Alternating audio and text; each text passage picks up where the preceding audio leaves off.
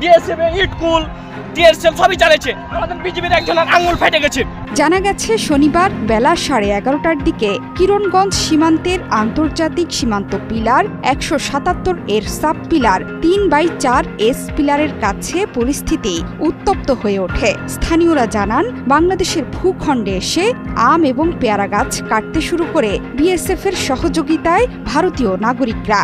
এক পর্যায়ে বাংলাদেশের বাগানীদের বড়ই বাগান ধ্বংস করতে শুরু করে ওপারের বাসিন্দারা। তাতেই ক্ষিপ্ত হয়ে ওঠে সীমান্তবর্তী বাংলাদেশি কৃষক ও স্থানীয় বাসিন্দারা। আমরা কখনো বাংলাদেশের মাটিতে তারাকে ঢুকতে দেবো না। আমরা যতটুকু রক্ত দিয়ে আমার দেশ স্বাধীন করেছি, এই দেশকে আমরা কখনোই ব্যবহৃত দিতে পারি, ভারতকে আমরা দেবো না। 1 ইঞ্চি মাটিও আমরা ছেড়ে দেবো না। আমাদের জমি জমা নষ্ট হয়েছে, আমাদের গাছপালা কেটে ওরা নষ্ট করে দিয়েছে। অতর্কিতভাবে হামলা করে আমাদের বাংলাদেশের মাটি ওনারা দখল করার চেষ্টা করছে। এভাবে যদি হামলা করে আমরা কোথায় যে বাঁচবো, কার কাছে আমরা বিচার দিব?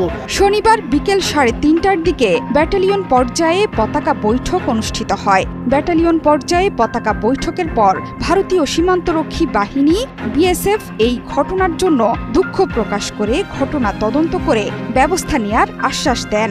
এমনকি সীমান্তে সাউন্ড